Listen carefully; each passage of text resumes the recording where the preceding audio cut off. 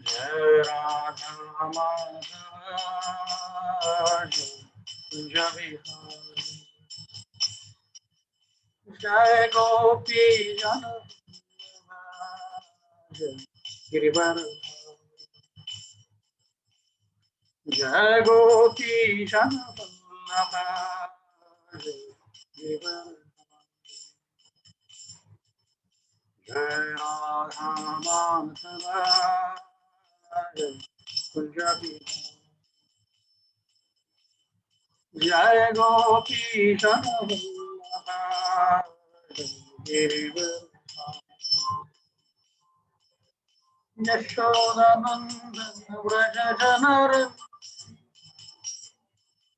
यशोदानंदन व्रज जनर यशोदानंदन व्रज जनर यशोदानंदन व्रज जनर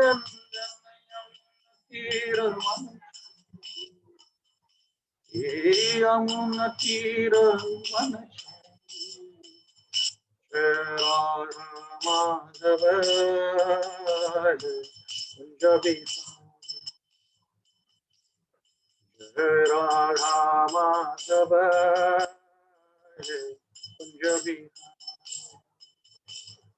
जय गोपी जन वल्लभ गिरिवर जय गोपी जन वल्लभ गिरिवर राधा माधव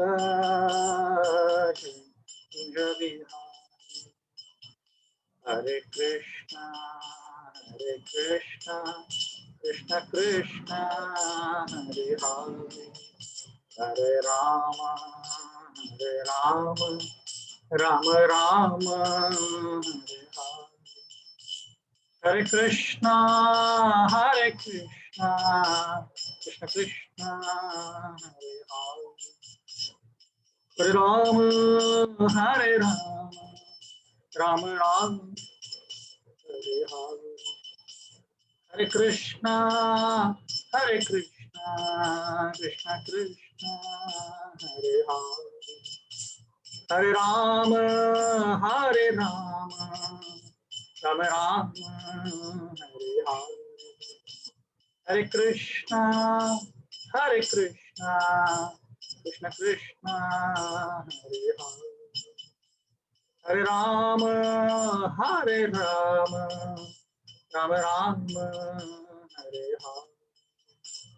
हरे कृष्णा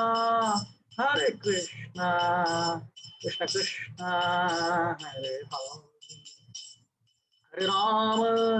हरे राम राम हरे हरे कृष्णा कृष्ण कृष्ण हरे हरे राम राम हरे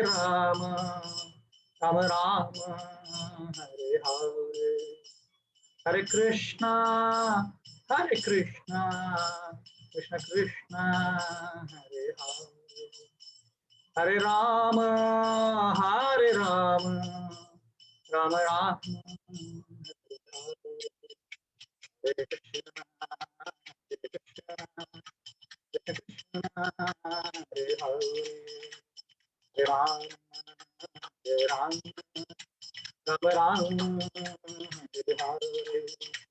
हरे कृष्णा कृष्ण कृष्ण हरे राम राम हरे कृष्णा कृष्ण कृष्ण हरे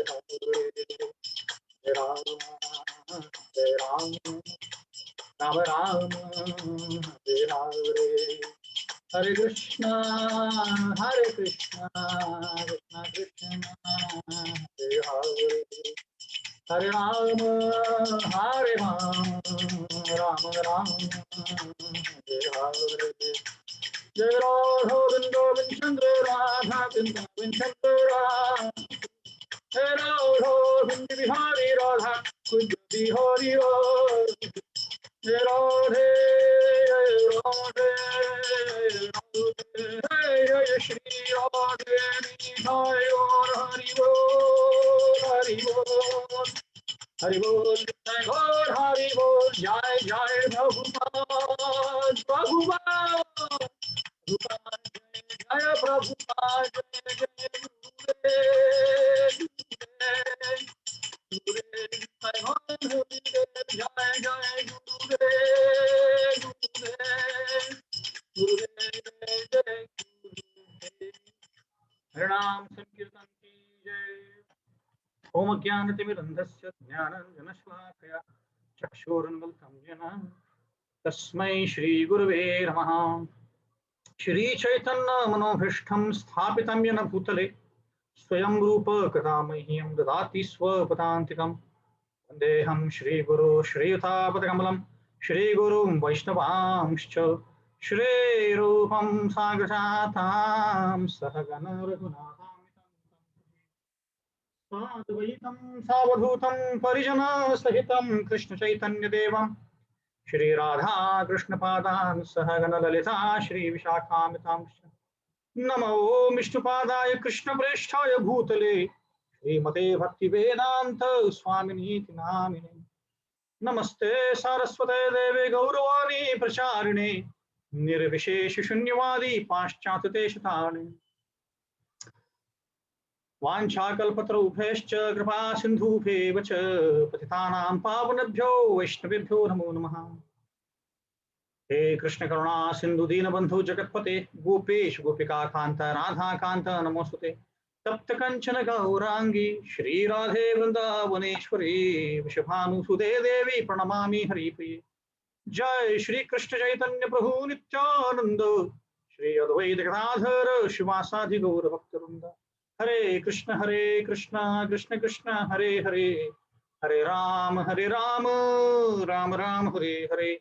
बुकं करोति वाचालं पंगुं लंघयते गिरिं यत्कृपातमहं वन्दे श्रीगुरुदीनतारिणम्।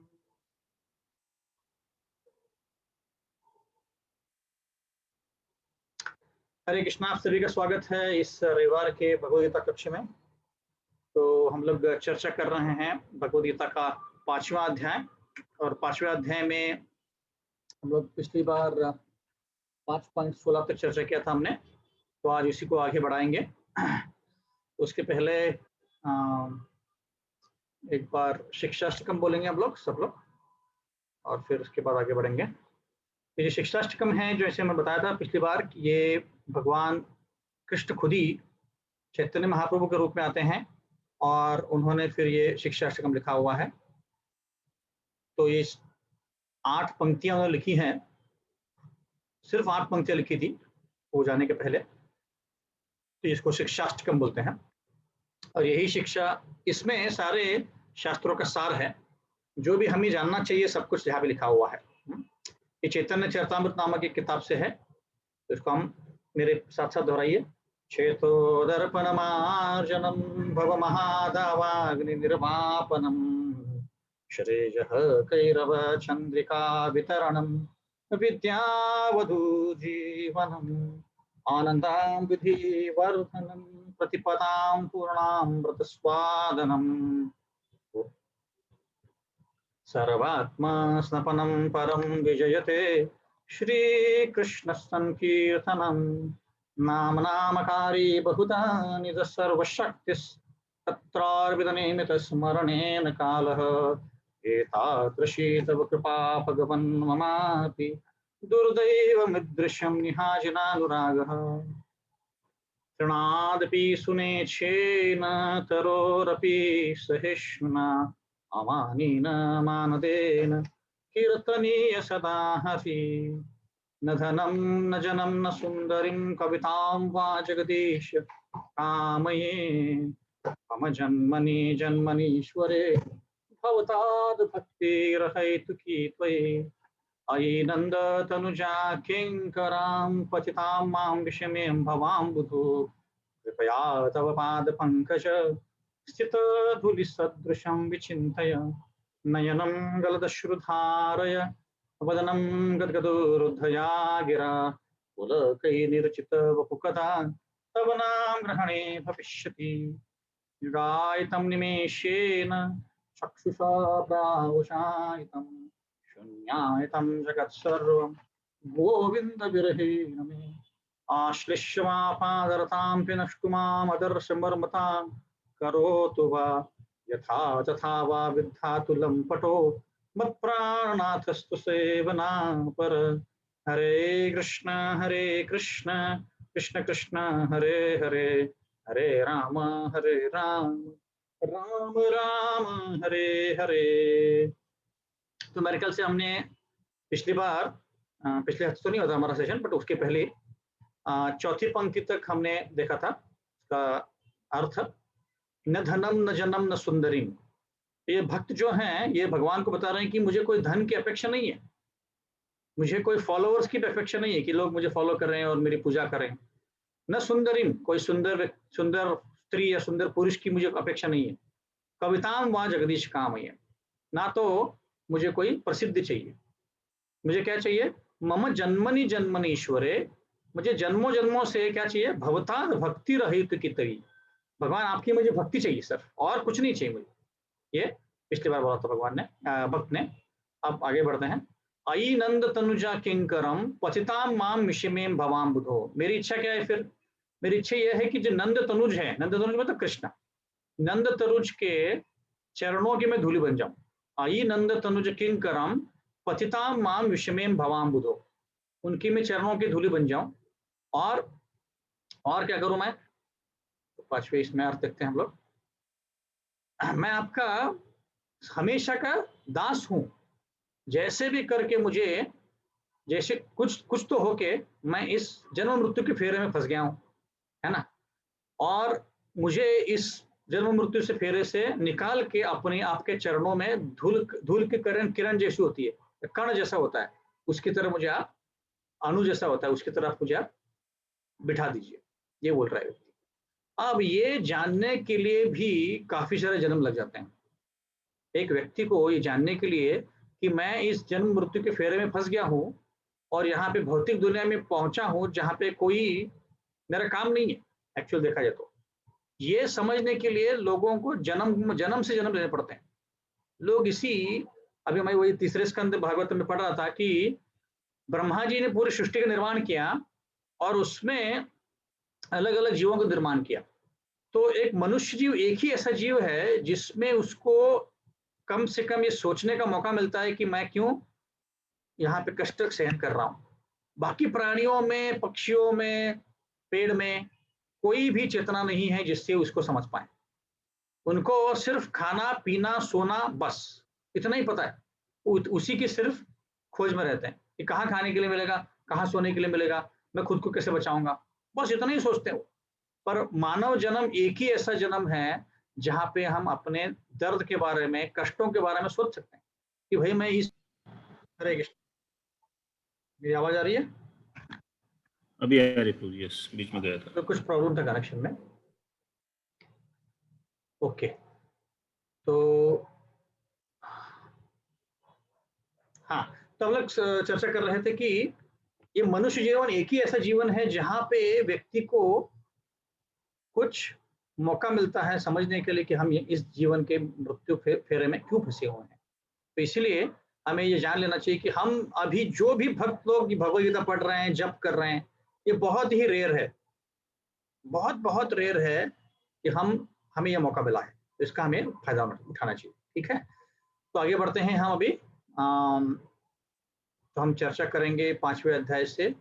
पांचवें अध्याय के कुछ श्लोक पढ़ लेते हैं। हम लोगों ने पिछले बार 14वें श्लोक तक चर्चा की थी, तो अभी इसके आगे चर्चा करेंगे।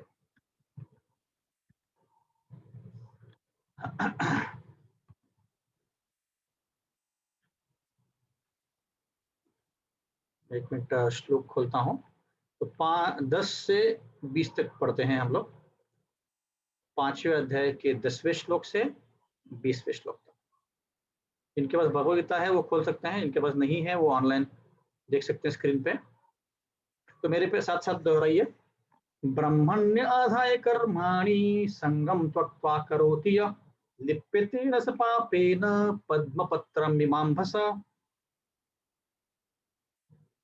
जो अपनी कर्तव्य करता है, कोई भी अटैचमेंट के बिना, कोई भी आसक्ति के बिना, जो भी उसको मिलता है वो भगवान को अर्पण करता है, उसको कोई भी पाप छू नहीं सकता। उसको कोई भी पाप छू नहीं सकता। जैसे कोई पानी अगर कमल के पत्ते पे गिर जाए तो वो ज्यादा देर नहीं रहता है, वो फिसल जाता है क्योंकि उसके ऊपर वैक्स होता है। वैसे उसको पाप कोई छूता नहीं है। कायेन मनसा बुद्ध्या केवलैरिन्द्रियैरपि योगिनः कर्म कुर्वन्ति संगम त्वक्त्वात्मशुद्धये। जो योगी लोग होते हैं, आसक्ति को छोड़ के अपना मन, बुद्धि और शरीर, इसको और अपनी इंद्रियों के साथ साथ सिर्फ शुद्ध करने के लिए कर्म करते हैं। और कोई उनकी इच्छा नहीं होती कर्म करने की, सिर्फ उनको शुद्ध करना है अपने सारे अस्तित्व को। युक्त कर्म फलम त्यक्त्वा शांतिम आप्नोति नैष्टिकीम अयुक्त कर कामकारेण फले शक्तो निबद्धते। ऐसा व्यक्ति जब ये अपना मन, बुद्धि, अहंकार, शरीर सब कुछ भगवान के लिए त्याग कर देता है और निष्काम कर्म करता है, तो वो क्या पाता है? चुक्त कर्म फलम त्यक्त्वा शांति मापनोति नैष्टिकीम, शांति को पाता है। ऐसी शांति जो जिसमें कोई भी मिलावट नहीं है। प्रभुपाद यहाँ पे इंग्लिश में लिखते हैं कि अनअडल्टरेटेड पीस, मतलब कोई मिलावट नहीं है। मिलावट नहीं मतलब क्या? कि कभी शांति है, कभी कभी बहुत सारा परेशानी है, ऐसे नहीं। जब व्यक्ति ऐसे स्थिति में पहुंच जाता है, समाधि बोल सकते उसको हम, वहां पे उसको कोई भी परेशानी नहीं है, हमेशा वो शांति में रहता है। ऐसी स्थिति पॉसिबल है, भगवदगीता में भगवान बोल रहे हैं, है ना। सर्वकर्माणि मनसा संन्यास्ते सुखम वशी नवद्वारे पुरे देही नैव कुर्वन्न कारयन्। ऐसा व्यक्ति 9 द्वारों के शहर में रहता है। हमने इसके बारे में चर्चा की थी और एक बहुत बड़ी कथा भी बताई थी पुरंजन आख्यान के बारे में, जहाँ पे पुरंजन नामक व्यक्ति एक शहर की खोज में है और वो उसको शहर मिल जाता है। ऐसे बहुत सारे हमने उस पर चर्चा की थी। नारद मुनि ने ये प्राचीनी बरही करके एक राजा था, उसको ये सुनाई थी। न कर्तृत्व न कर्माणि लोकस्य सृजति प्रभु न कर्म फल संयोगम स्वभावस्तु प्रवर्तते।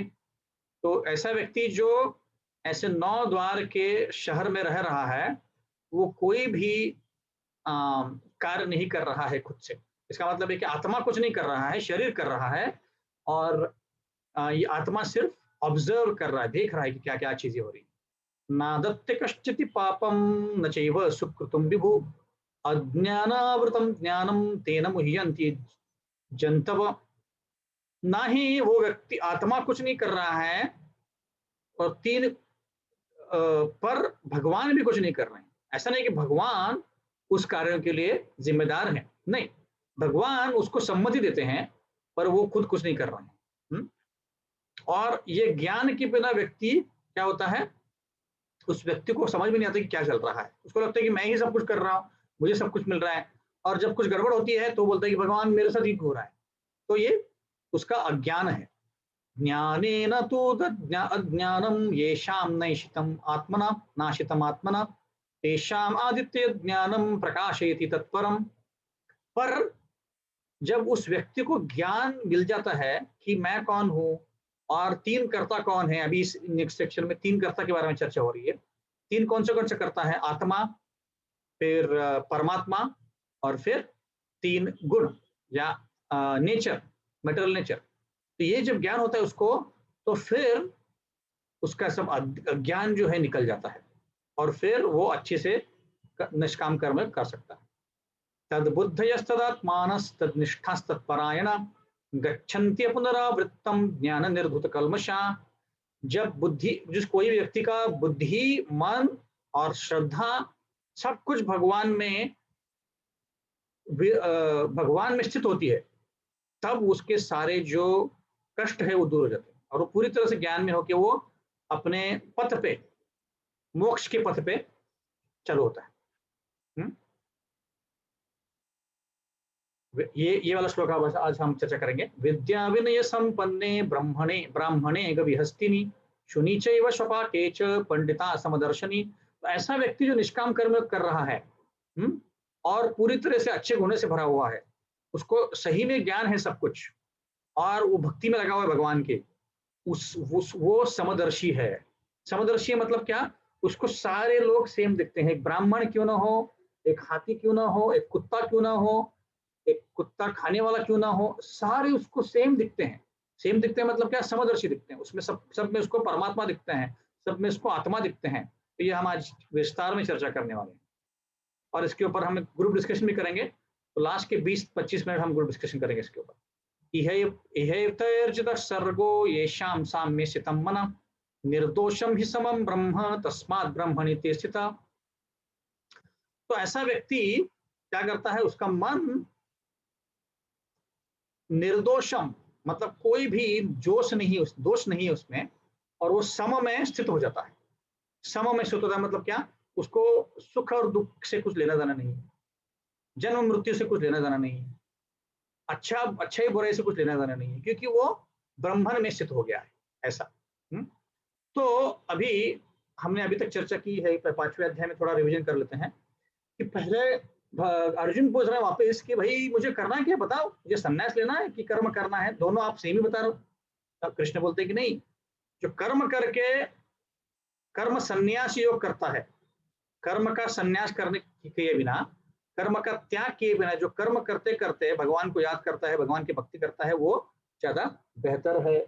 फिर भगवान फिर बोलते हैं कि ऐसा व्यक्ति जो कर्म योग कर रहा है वो सबको समान देखता है, सब में आत्मा को देखता है, और सबको देखता है कि ये सारे जन जो हैं भगवान के ही अंश है। ऐसा व्यक्ति के 3 गुण होते हैं: विशुद्ध आत्मा, विजेतात्मा और जितेंद्रिय। विशुद्ध आत्मा मतलब उसका जो बुद्धि है एकदम तीक्ष्ण है, अध्यात्म में लगी हुई है, उसमें कोई भी कलमश नहीं है। उसका जो इंद्रिय है काबू में है, और उसके जो मन है वो भी काबू में है। ऐसा व्यक्ति भगवान की भक्ति करेगा, और यही व्यक्ति भगवान सबको अच्छा लगेगा। फिर हमने चर्चा की थी कि ऐसा व्यक्ति जानता है कि आत्मा जो होता है, या हम जो होते हैं आत्मा है, हमारा इस दुनिया से कुछ लेना देना नहीं है, क्योंकि यहाँ पे ये दुनिया जो बनी है वो 24 एलिमेंट्स की बनी है। हमने इसके बारे में चर्चा की थी। 5 कर्मेंद्रिय, 5 ज्ञानेन्द्रिय, 5 ग्रॉस एलिमेंट्स, फिर 5 तन मात्रा, ऐसे मिलकर 20 होते हैं। फिर 3 सूक्ष्म एलिमेंट्स, मन बुद्धि अहंकार, 23 हो गए। और 24वां प्रधान मतलब सारी सृष्टि का निर्माण होने के पहले सारे जो मटेरियल एलिमेंट्स थे उसको प्रधान बोलते हैं। तो ऐसे 24 एलिमेंट से बना हुआ है। तो ये जो व्यक्ति है उसको समझ में आती है, अरे मैं तो इस चीजों से बना नहीं हूं, मैं तो आत्मा हूं, तो इससे मुझे क्या लेना देना है। तो वो सबसे अलिप्त रहता है। और 4 प्रकार की स्थितियों के बारे में हमने चर्चा की थी: जागृति, सुषुप्ति, स्वप्न और तुर्या। जागृति मतलब अभी जो हम लोग हैं। स्वप्न मतलब जब हम सोते हैं और हमें नींद आती है और हम सपना देखते हैं, क्योंकि तब शरीर सोया हुआ है, इंद्रिय सोए हुए हैं, पर मन नहीं सोया हुआ है। और फिर सुषुप्ति मतलब मन भी सो गया, अभी डीप स्लीप जिसको बोलते हैं, गहरी नींद। और फिर तुर्या, यस, मैं शेयर कर, स्मिता माता जी पूछ रहे हैं कि आप एलिमेंट्स का शेयर करेंगे क्या? मैं शेयर करता हूँ, व्हाट्सएप पे शेयर करता हूँ। तो ऐसे तुर्या मतलब क्या कि ये व्यक्ति को अध्यात्म का ज्ञान हो गया है, और वो अध्यात्म के मूल स्वरूप में स्थित हो गया है। मतलब उसको पता है कि मैं तो आत्मा हूं, मैं तो भगवान का दास हूं, मेरा आध्यात्मिक जगत में ये स्थिति है, मैं गाय हूं या मैं तो कोई उनका दास हूं, और मैं उस स्थिति में जो भी उसने करना चाहिए, मतलब भगवान का ही नामस्मरण करना चाहिए, वही कर रहा है वो, है ना। उसको इस भौतिक दुनिया से कुछ लेना देना नहीं है, दुनिया में जो भी चल रहा है उससे अलिप्त है वो, है ना। तो इसको बोलते तुर्या। ये 4 स्थितियों के बारे में चर्चा की थी हमने। और जिन लोगों को ये ज्ञान नहीं है कि भाई ये 24 एलिमेंट से हम ये सृष्टि बनी हुई है, और हम भी 8 एलिमेंट से बने हुए हैं, भूमि रापो नल वायु खम मन बुद्धि रेवच, और इसके कारण वो अज्ञान में है, उनको लगता है कि मैं ही सब कुछ कर रहा हूँ, मुझे एंजॉय करना है। यहाँ पे एंजॉय करने के लिए कुछ है ही नहीं, क्योंकि आत्मा जो है इस भौतिक जगत का है ही नहीं। तो इसके बारे में हम चर्चा की थी। उसके बाद उस व्यक्ति को लगता है, ये ऐसा व्यक्ति इस दुनिया में कोई भी अटैचमेंट के बिना, आसक्ति के बिना रहता है, कोई भी मटेरियल डिजायर उसको रिजल्ट नहीं है ना। फिर क्यों कार्य कर रहा है? फिर वो इसीलिए कार्य कर रहा है ताकि हम अपने मन, बुद्धि और अहंकार को शुद्ध कर सके। शुद्ध क्यों करना है? क्योंकि शुद्ध करेंगे तो आध्यात्मिक स्थिति में स्थित हो जाएंगे, और जब आध्यात्मिक स्थिति में स्थित हो जाएंगे तो हम वापस भगवान के धाम, जहां से हम आए हैं, जहां पे हम रहते थे, जा सकते हैं। वहां पे सिर्फ कर्मयोग करके, भक्ति योग करके, और कुछ करने की जरूरत नहीं है। फिर हमने देखा था कि 3 सेक्शंस थे उसमें। ज्ञान के प्लेटफॉर्म पे व्यक्ति जानता है कि 3 कर्ता कौन है। जैसे मैंने बताया, हम जीवात्मा मतलब जो जीव हम लोग हैं वो, परमात्मा मतलब भगवान जो हृदय में बैठे हैं वो, और 3 गुण ये प्रकृति। इसके इन तीनों के कार्यों से ही सब कुछ चल रहा है। ऐसा नहीं कि मैंने किया तो सब कुछ हो गया, नहीं। कहीं हम जाने का ट्रिप बनाते हैं, जैसे मुझे जाना है, जैसे शिमला जाना है, कुल्लू मनाली जाना है घूमने के लिए, हमने सब टिकट विकेट निकाल लिए, सब बुकिंग कर दिया, होटल बुकिंग कर दिया, पर क्या हो गया? कोरोना लॉकडाउन बढ़ गया, तो मैं जा नहीं पाया। इसका मतलब क्या कि मैंने इच्छा जाहिर की, भगवान ने बोला ठीक है भाई तू जा सकता है, पर लास्ट मोमेंट पे गड़बड़ हो गया। 3 गुणों ने कुछ गड़बड़ कर दिया, भगवान ने बोला कि नहीं नहीं तू नहीं जा सकता। जैसे इस वीकेंड में मैं मेरे घर जाने वाला था, मेरे माँ बाप जहाँ पे रहते हैं सांगली। फिर फ्राइडे को नाइट को पता चला कि सांगली में लॉकडाउन हो रहा है, तो हमने कैंसिल कर दिया। सब कुछ तैयारी करके बैठा था मैं। इसका मतलब क्या है कि हम कितना भी प्लान बना रहे, जब तक भगवान उसको अप्रूव नहीं करते तब तक कुछ नहीं होने वाला। इसलिए बोलते हैं कि भगवान की इच्छा के बिना एक पत्ता भी नहीं हिलता है। एक्चुअली वो हमारी इच्छा होती है, पर भगवान कभी अप्रूव करते हैं, कभी नहीं करते। अब क्यों नहीं करते हैं वो अपने कर्मों के ऊपर डिपेंड करता है। तो हमने इसके बारे में चर्चा की है। ऐसा व्यक्ति जब तीन कर्ता के बारे में जानता है, वही सुखी शांत रह सकता है। जब हमें लगता है कि मुझे करना है पर भी हो नहीं रहा है, तो वो व्यक्ति कभी सुखी नहीं रह सकता, क्योंकि उसको लग रहा है कि मैं कुछ कर रहा हूँ, एक्चुअली में वो कुछ नहीं कर रहा है। एनीवेज आत्मा कुछ नहीं कर रही, शरीर करता है 3 गुणों के साथ साथ बैठ के। आत्मा जो है सिर्फ शरीर को एनर्जी प्रोवाइड कर रहा है। आत्मा जो है एनर्जी, जैसे बैटरी होता है कोई टॉय में, कोई खिलौने में, वैसे वो कर रहा है। तो उसके बाद हमने देखा था कि गुणों का प्रभाव कैसे होता है। मैंने एक चार्ट दिखाया था आप लोगों को, अविद्या, कूटम, बीजम, फलम, प्रारब्ध, अपरारब्ध, इसके बारे में चर्चा की थी। और फिर उसके बाद हमने चर्चा की थी कि ये 3 गुणों का रिलेशनशिप क्या होता है। मैंने एक चार्ट दिखाया था आपको कि परमात्मा या भगवान जो होते हैं जीव को और प्रकृति को भी कंट्रोल में रखते हैं। जो जीव होता है हम लोग, उसको प्रकृति भी कंट्रोल करती है, क्योंकि हम जो हैं भले ही आध्यात्मिक स्पिरिट पार्ट हैं, पर जो मटेरियल नेचर है, प्रकृति है, वो ज्यादा पावरफुल है, इसलिए हमको वो कंट्रोल में रखती है। तो जीव को भगवान भी कंट्रोल करते हैं और प्रकृति भी कंट्रोल करती है, और प्रकृति को भगवान भी कंट्रोल करते हैं। तो ये अगर हम जानेंगे तो हमारे जीवन में जो भी दुख हो रहा है उससे हम परे हो जाएंगे कि भाई कोई बात नहीं, मैंने कुछ किया होगा पिछले जन्म में इसलिए मुझे मिल रहा है। ऐसे करके गाड़ी आगे बढ़ाओ, है ना, और भगवान की भक्ति करना चालू हो जाओ, ऐसे, है ना।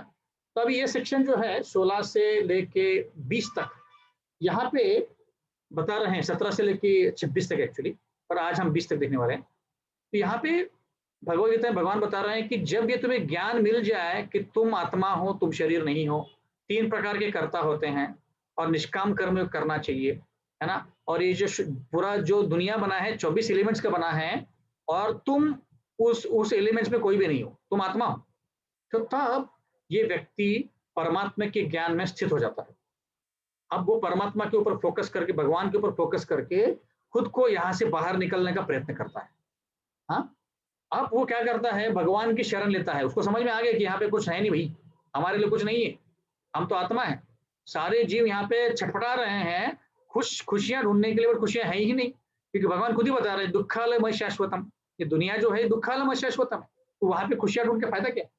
हाँ, तो इस ज्ञान से, इस नॉलेज से हम खुद को स्थित कर देते हैं। हाँ, और फिर भगवान के ज्ञान में स्थित होने के बाद ये व्यक्ति आगे धीरे धीरे आगे बढ़ता है।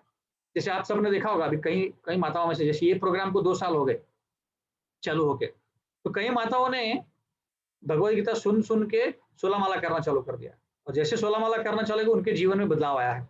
बदलाव क्या आया है कि उनको समझ में आ रहा है कि कष्ट क्यों हो रहे हैं, और सही में खुशियां क्या होती है। आध्यात्मिक खुशियां ही सही में खुशियां हैं। जो भौतिक जगत में खुशियां हैं उसमें कुछ दम नहीं है।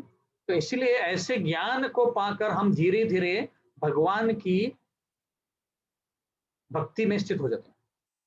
उसको बोलते हैं कि भगवान में स्थित हो जाना। ये 17वां श्लोक बता रहा है।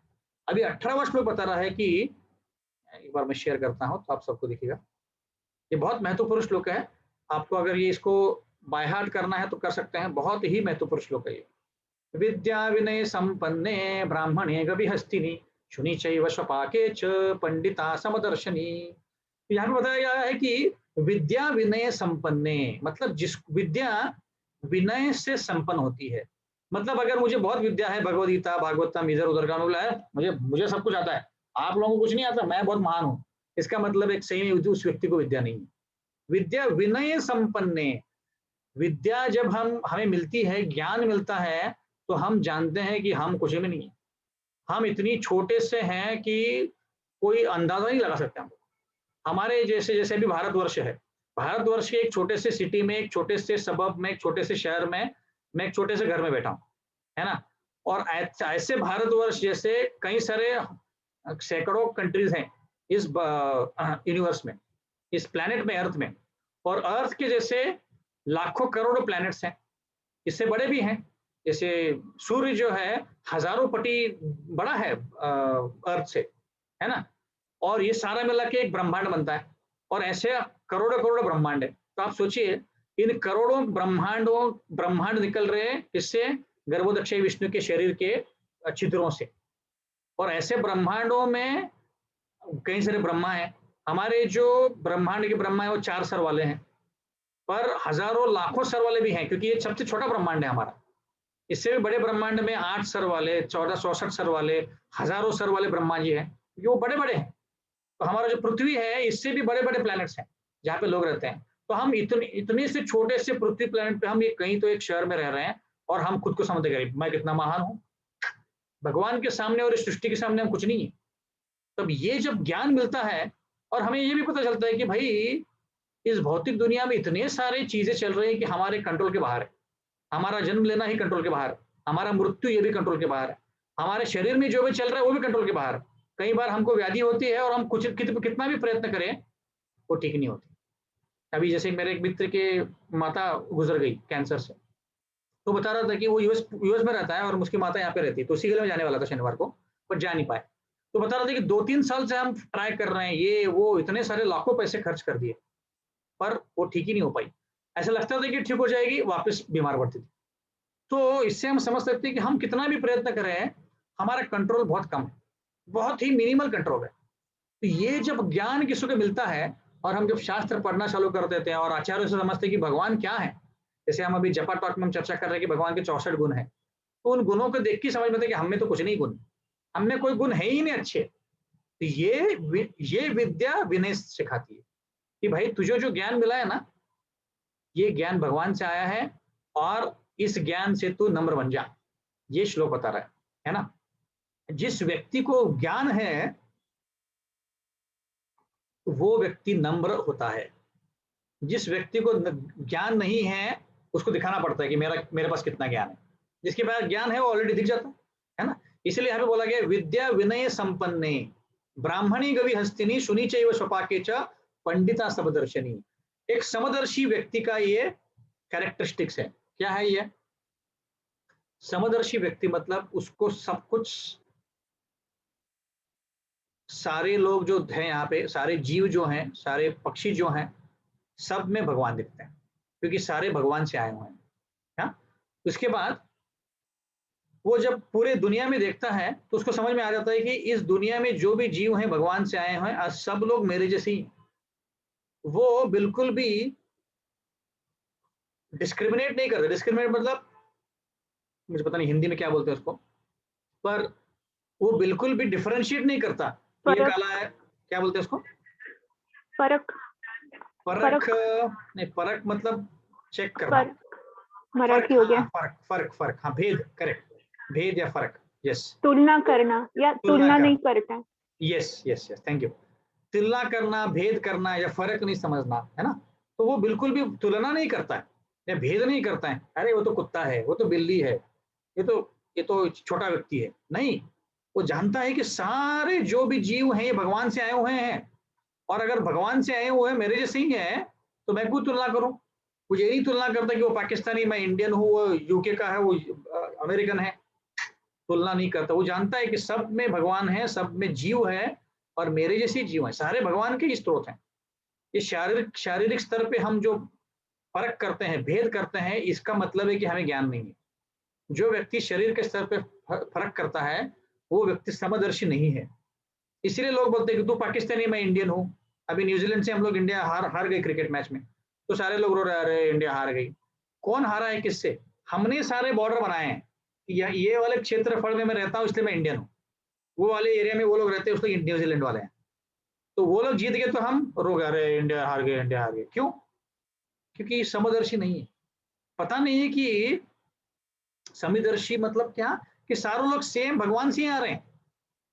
हालांकि उसको वो गोरे कलर के, हम लोग ब्राउन कलर के हैं, कोई चाइनीज पीले कलर के हैं, पर फर्क कुछ नहीं है। ये तो बाहरी रूप का फर्क हो गया। तो ये समदर्शी व्यक्ति जानता है। ये जब उसको ज्ञान होता है, उसी ज्ञानी व्यक्ति को बोल सकते हैं कि उसको समदर्शी है ना।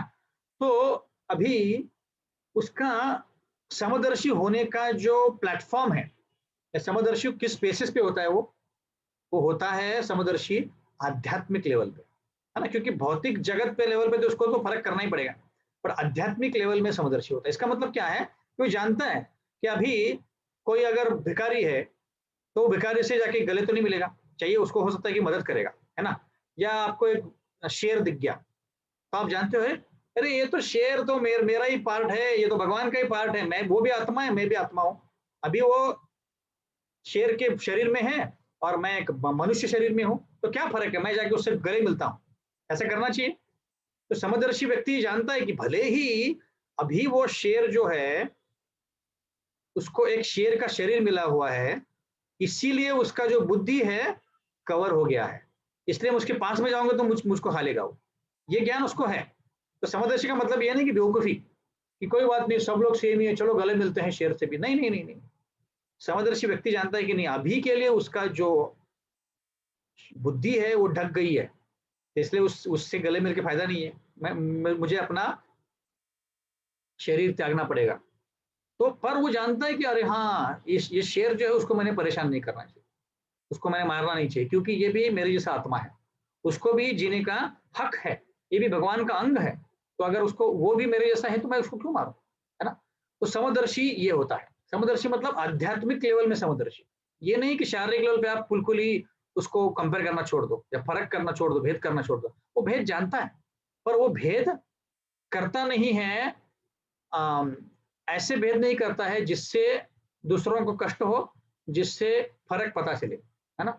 उदाहरण के तौर पे अभी किसी का, कोई काला है कोई गोरा है, अभी यूएस में जैसे है, तो गोरे लोग काले लोगों को परेशान करते हैं, ये अरे तो काला है, उनका अलग जमात होता है, उनको शिक्षण लेने के लिए भी बहुत पहले, 50 साल पहले की बात है।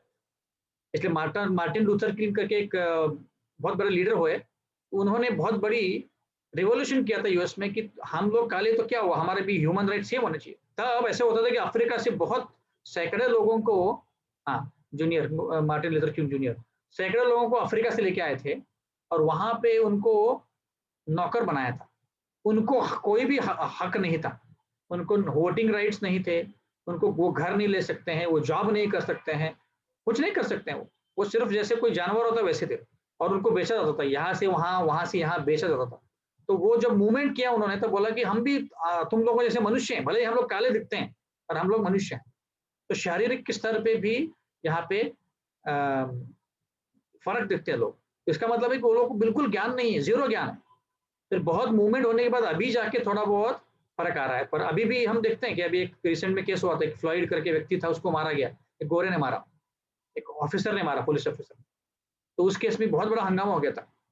तो हम देखते हैं कि ये शारीरिक स्तर पे भी लोगों को लोग भेद करते हैं, फिर जाति के स्तर पे करते हैं, फिर जमाती के स्तर पर करते हैं कि तू मराठा है मैं हिंदू हूँ, या तू मुस्लिम है मैं हिंदू हूँ, तू मराठा मैं ब्राह्मण हूँ, ऐसे, है ना। या ग्रुप पे करते हैं, तू जैन है मैं मारवाड़ी हूँ, हाँ। या शहर पे करते हैं, तू मुंबई कर है मैं पुणेकर हूँ, तू नागपुर कर है, या तो महाराष्ट्रियन वर्सेस बिहारी, या तो कंट्री इंडियन पाकिस्तानी, या तो सोशल कि मैं अमीर हूं तो गरीब है। तो ऐसे अलग अलग लेवल पे लोग अलग अलग स्तर पे कैटेगराइज करके भेद करते हैं।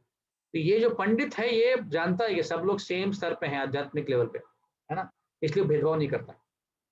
और सबको जानता है कि ये सब सब कोई भगवान से आए हुए हैं, भगवान के पुत्र हैं, भगवान के अंश हैं, तो भेद क्यों करना, है ना। इसीलिए हमने दूसरे को ऐसा ट्रीट करना चाहिए, ऐसा बर्ताव करना चाहिए जैसे हमें लगता है कि हमें किसी ने बर्ताव करना चाहिए। हाँ, मैं अगर मुझे अच्छा चाहिए कि सबने मुझे इज्जत देनी चाहिए, सबने मेरे साथ अच्छे से बर्ताव करना चाहिए, तो वैसे ही बर्ताव हमने किसी और के साथ करना चाहिए, है ना। You treat others as you would like to be treated by others. ऐसे एक बार यूएस में पेरिस में नया मंदिर खुला तो शिला प्रभुपाद वहां पे पहुंच गए थे उद्घाटन करने के लिए। तो उसके पहले एक दिन एक ड्रगिस्ट व्यक्ति आया था। वो कई महीनों से उसने नहाया नहीं था, उसके बाल सब सारे एकदम ऐसे होता है ना, मैटेड हो गए थे, मतलब बिल्कुल बिल्कुल बिल्कुल भी उसने नहाया नहीं था, कपड़े गंदे थे, बहुत बास आ रहा था गंदा। वो आ गया उधर खाना मांगने के लिए, तो उन्होंने खाना दे दिया। तो एक हफ्ते से वो दे रहे थे उसको, तो वापस आ गया था वो और अंदर घुसने का प्रयत्न करा, तो उसको बाहर निकाल दिया उन्होंने, जाओ यहाँ से, क्योंकि वो नहाया नहीं था, बहुत गंदा था, तो भक्तों ने उसको बाहर निकाल दिया। जब शिला प्रभुपाद आए दर्शन लेने के लिए और उन्होंने पर्दा खोला तो किसी को पता नहीं चला, बट ये व्यक्ति जाके भगवान का जो अल्टर होता है उसके सामने जाके खड़ा हो गया। तो अभी समझिए आप, ये स्क्रीन है, ये भगवान का अल्टर है और शिला प्रभुपाद यहाँ पे खड़े हैं, और जैसे पर्दा खोला तो व्यक्ति ऐसे शिला प्रभुपाद देख रहा है और उसके पीछे अल्टर है। सारे भक्त एकदम हैरान हो गए, परेशान परेशान हो गए कि ये कहाँ से आ गया भाई, इसको तो हमने भगा दिया था। तो शिला प्रभुपाद ने बोला कौन नहीं, तो फिर लोगों ने बोला कि ये ड्रगिस्ट है, थोड़ा सा सर फिरा है, उसको घर नहीं है, तो जैसे ऐसे घूमता रहता है। तो शिला प्रभुपाद ने उसकी तरफ देखा। अब और कोई रहता, और कोई व्यक्ति होता है जो समदर्शी नहीं है, तो क्या करता, निकाल दो इसको, गंदा व्यक्ति है, भगवान के मंदिर में क्या कर रहा है, निकाल दो इसको, ऐसे चिल्लाता ना। तो शिला प्रभुपाद ने बोला नहीं, इसको ले जाओ, इसको नहलाओ, उसके बाल काटो, उसको अच्छे कपड़े पहनाओ और लेके आ जाओ। वो भी हैरान हो गया और ये सारे भक्त भी हैरान हो गए, प्रभुपाद ऐसे क्यों बता रहे हैं, ये इतना गंदा व्यक्ति है कि कई महीनों से नहाया नहीं है और इसको क्यों धुलाना चाहिए। तो फिर उसको कब कपड़े वपड़े पहन के उसको लेके आए और फिर प्रभुपाद ने उसके सर के ऊपर हाथ रखा और बोला कि तुम चैंटिंग करो आज से। तो जब करना चालू कर दिया उसने। अब यही व्यक्ति वो बात भी नहीं करता ज्यादा, क्योंकि वो थोड़ा सा सर फिरा था। अब कई महीनों के बाद उस व्यक्ति को, वो व्यक्ति भी बुक डिस्ट्रीब्यूशन करने बाहर निकला, मतलब क्या, भगवद गीता वितरण करने बाहर निकला। तो लोगों ने बोला पागल हो गया कि तुझे बात भी नहीं करना आता है। तो उसने बोला मैंने करूंगा मैं। और उस व्यक्ति ने उस दिन second most highest book distribute किया। वो क्या करता था, वो ऐसा बुक दिखाता था, बोला कि ये व्यक्ति, मतलब शिला प्रभुपाद का फोटो दिखाता था, तो ये व्यक्ति ने मेरी जान बचाई, ये व्यक्ति ने मेरी जान बचाई, और आगे जाके वो बहुत अच्छा भक्त बना। तो आप सोच सकते हैं कि शिला प्रभुपाद अगर समदर्शी नहीं होते, वो नहीं जानते कि ये आत्मा है, ये भगवान का ही अंश है, उसको भी भक्ति करने का मौका मिलना चाहिए। उसको अगर हम बाहर निकाल देंगे तो उसका कुछ नहीं होने वाला, और वो भक्त बन गया और वो कृतज्ञ था प्रभुपाद से। तो इसको बोलते समदर्शी। एक बार शिला प्रभुपाद बैठे थे अपने कमरे में और एक भक्त को बुलाया उन्होंने, अपने शिष्य को, बोला इधर आओ इधर आओ। बोला इधर तुम नीचे देखते हो। बोला क्या प्रभुपाद, उसको कुछ दिख नहीं रहा था। तो बोला ये देखो यहाँ पे चींटी है, वो चींटी तड़पड़ा रही है, उसको खाना नहीं मिला है, तो एक शुगर का टुकड़ा लेके आओ, शक्कर का टुकड़ा लेके आओ, उसको खिलाओ। अब इतनी सी छोटी सी चींटी, अब शिला प्रभुपाद तब 108 कंट्रियों में उनके सेंटर्स थे इस्कॉन के, उसके सामने कुछ नहीं है, प्रभुपाद के सामने चींटी कुछ नहीं है। पर प्रभुपाद जानते हैं कि ये भी जो जीव है, इसको मैंने मारना नहीं चाहिए, इसको मैंने बचाना चाहिए, क्योंकि ये भी भगवान का एक अंश है। इसको बोलते हैं समदर्शी। इसलिए हमने कोई भी प्राणी को या कोई भी पक्षी को, किसी को भी कष्ट नहीं देना चाहिए, क्योंकि ये समदर्शी का एक विजन है कि वो व्यक्ति सबको सेम दिखता है जैसे तुमको जीने का जैसे हक है, वैसे बाकी जीवों को भी जीने का हक है। इसीलिए कोई भी प्राणी को, कोई भी कीड़े को हमने अननेसेसरी मारना नहीं चाहिए। अब इसीलिए शिला प्रभुपाद जो थे 70 साल की उम्र में वो यूएस चले गए, ताकि वो पूरी दुनिया को भगवद गीता का प्रचार कर सके। अगर उनको चाहिए होता तो फिर वो वृंदावन में बैठे रहते थे पूरे जन्म भर और हरे कृष्ण महामंत्र करके वापस गोलोक धाम जा सकते थे। पर क्यों वो गए यूएस, क्योंकि उनको जीव दया थी। जीव दया थी कि भाई ये जो जीव हैं यहाँ पे तड़प रहे हैं, इनको मैंने अच्छा ज्ञान देना चाहिए, उनको हरे कृष्ण महामंत्र बोल के उनको वापस लेके जाना चाहिए। ये उनकी जीव दया थी। एक बार एक शिष्य थे, हिज होलीनेस भक्ति तीर्थ महाराज करके, बहुत बड़े अच्छे, बहुत अच्छे शिष्य थे। ये अफ्रीकन शिष्य थे, अफ्रीकन बॉर्न अमेरिकन, तो काले थे। तो एक बार वो आए प्रभुपाद के पास, बोले कि प्रभुपाद आपके बाकी के सारे शिष्य मुझ पे रेसिज्म करते हैं, ये काला है, ये क्या आ गया आप, क्योंकि बाकी सब गोरे थे ना, और वो रो रहे थे कि क्या है प्रभुपाद, आज मुझे लगा यहाँ पे तो कम से कम रेसिज्म नहीं रहेगा, बाहर तो है ही है, पर यहाँ पे भी है। शिला प्रभुपाद ने उसकी तरफ देखा और बोला कि अगर तुम भी उनकी जैसे ही, तुमको जो बोला जाता है शरीर के स्तर पे, अगर तुम भी अफेक्ट होते हो तो तुम्हारा ज्ञान और उनके ज्ञान में क्या फर्क है। प्रभुपाद ये बोलना चाहते थे कि भले ही तुमको वो काला बोलते रहेंगे, पर तुम काले हो क्या? तुम्हारा शरीर काला है, आत्मा जो है वो तो सच्चिदानंद है, उसको काला कौन बोल सकता है? तब जाके उनको स्ट्राइक हुआ कि मैं भी उनके साथ साथ मेरे शरीर के स्तर पे जा रहा हूँ, इससे अच्छा मैं क्या करूं, मैं इससे अलिप्त रहूं। मुझे कोई मोटा बोले, मुझे कोई काला बोले, मुझे कोई कुछ भी बोले, मुझे फर्क नहीं पड़ना चाहिए। यह है स्थित प्रज्ञ या समदर्शी की भाषा। एक बार हिज होलीनेस राधानाथ महाराज, हमारे गुरु महाराज, वाड़ा करके एक जगह है मुंबई से, एक बहुत बड़ा फार्म हाउस है, फार्मिंग लैंड है, लगभग 200 एकड़ की जमीन है, जहाँ पे मतलब सब कुछ ऑर्गेनिक है। वहाँ पे बहुत सारे गैया है, वहाँ पे जो भी उगता है ऑर्गेनिक उगता है, पानी वाटर कंजर्वेशन होता है, जो भी वेस्ट निकलता है उसको रिसाइकल किया जाता है, एक भी चीज वेस्ट नहीं होता वहाँ पे। प्लास्टिक अलाउड नहीं है, 4 व्हीलर्स अलाउड नहीं है, बहुत अच्छी जगह है। तो हम जब सब कुछ ये अभी खत्म हो जाएगा लॉकडाउन, तो हम वहाँ पर ट्रिप करेंगे, पिकनिक करेंगे, यहाँ पर एक ग्रुप था। तो वहाँ पे एक बार वो अपने कमरे में बैठे थे, तो उन्होंने शिष्यों को बुलाया, बोला कि ये ऊपर जो है ना, ऊपर सीलिंग से कुछ आवाज आ रही है, तो आप हो सकता है कि यहाँ पे कोई चूहा हो, तो आप एक काम कीजिए, उस चूहों की निकालिए और ध्यान रखिए कि चूहों को मारना नहीं है, उसको पकड़ के बाहर छोड़ देना है, उसको मारना बिल्कुल नहीं है।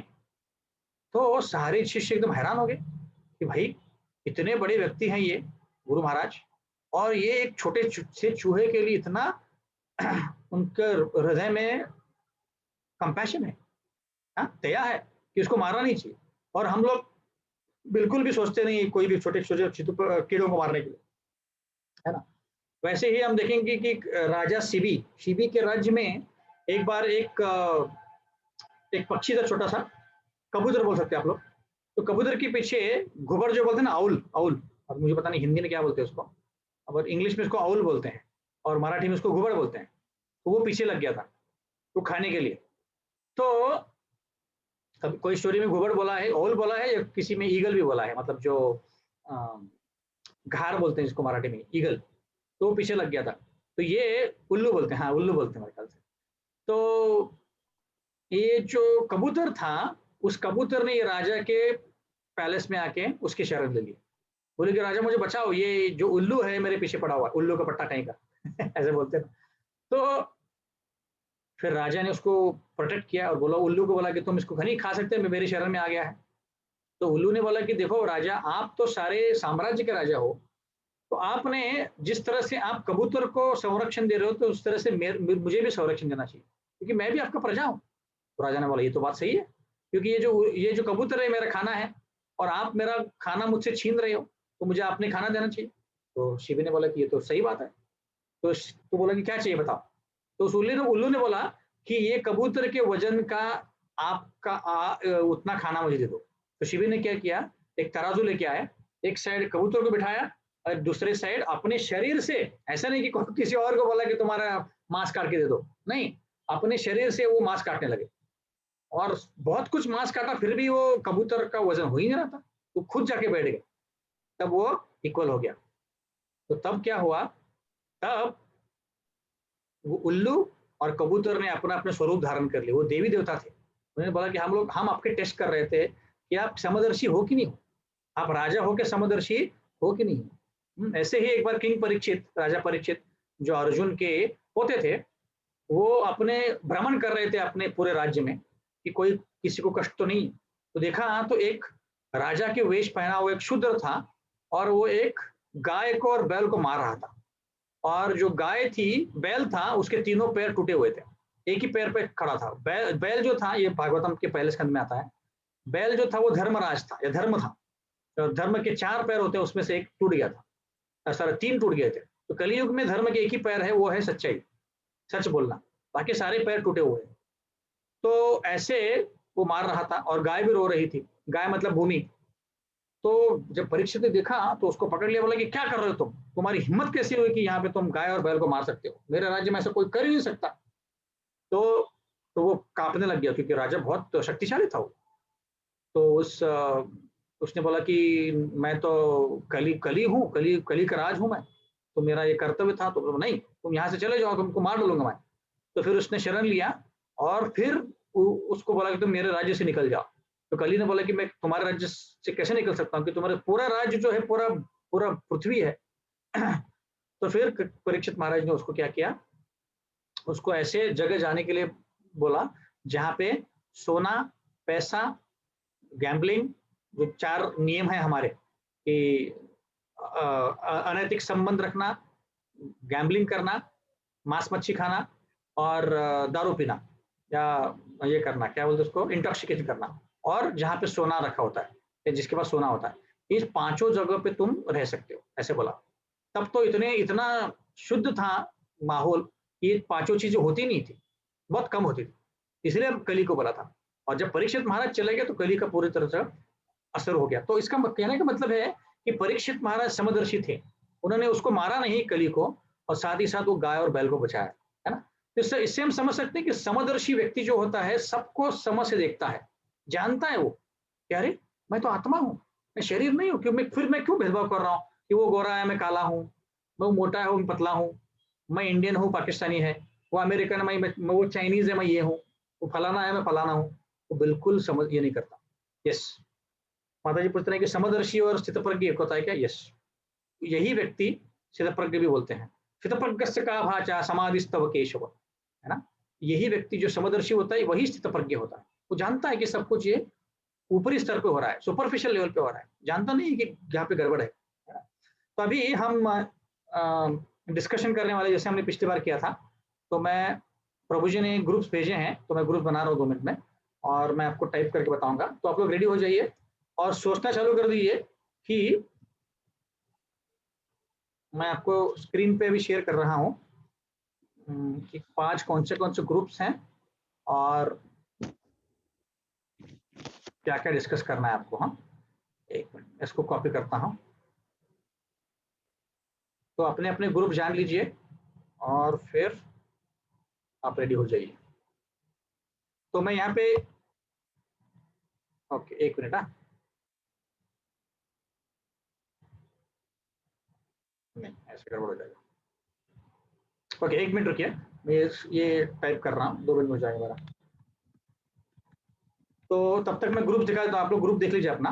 हाँ, तो अपना अपना देख सकते। तो पहला ग्रुप है अश्विनी माता जी, अनुराधा माता जी, राधा माता जी, शारदा माता जी। हाँ, अपने अपने ग्रुप याद रखिए, मैं भी याद रखूंगा, आप ग्रुप में डाल दूंगा। सेकंड है जयश्री माता जी, प्रवीणा माता जी, पद्मजा माता जी, प्रमिला माता जी और राशि।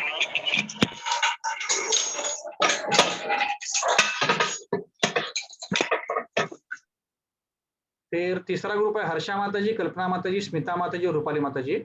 चौथा है माधवी माता जी, वनिता माता जी, सॉरी सोनल माता जी, उषा माता जी और सुदेश गोयल प्रभु। और 5वां ग्रुप है सोनाली माता जी, एक मिनट, सोनाली माता जी, मालती माता जी, ममता माता जी और प्रभु जी उनके, दोनों होंगे तो दोनों के भाग ले सकते हैं। और फिर ऐसा क्यों हो रहा है, हाँ शीतल माता जी और रंजन जैना प्रभु। ठीक है, तो अपने अपने ग्रुप याद रखिए। अभी मैं ये यहाँ पे सिनारियो देख रहा हूँ, तो ग्रुप 1 का ये पहला सिनारियो रहेगा, ग्रुप 2 का ये दूसरा सिनारियो है, ग्रुप 3 का तीसरा है, और ग्रुप 4 का और 5 का मैं टाइप कर रहा हूँ। तब तक आप सोचना चालू कर दीजिए। हम लोग ब्रेकआउट रूम करेंगे तो आपको 10 मिनट मिलेंगे डिस्कस करने के लिए, और फिर हर कोई प्रेजेंट करेगा।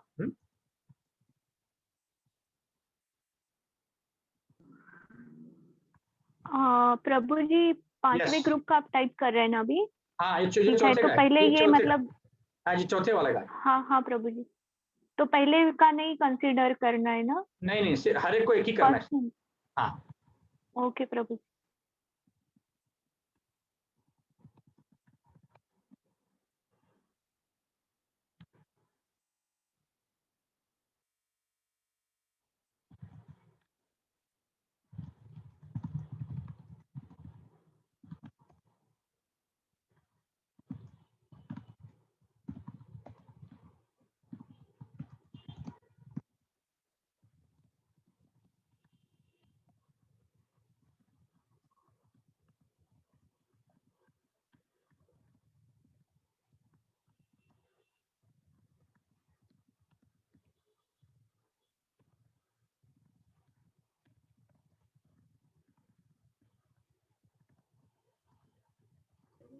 प्रभु जी ग्रुप में डाल दिया है? नहीं अभी तक नहीं, एक मिनट अच्छा, कर रहा हूँ। हाँ? तो अभी ये 5 सिनारियोज हैं, इसको मैं अलग पेज पे डालता हूँ तो आप एक साथ देख सकते हो।